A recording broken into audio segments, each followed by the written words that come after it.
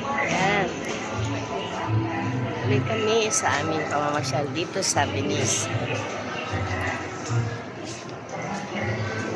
Video-video lang.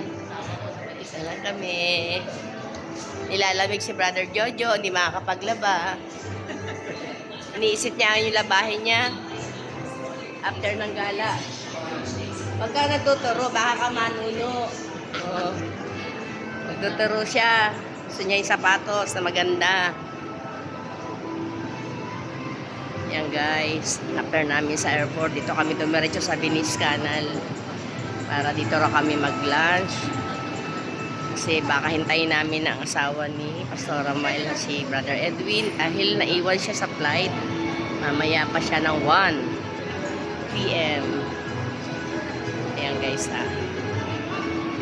Sige, mamaya ulit.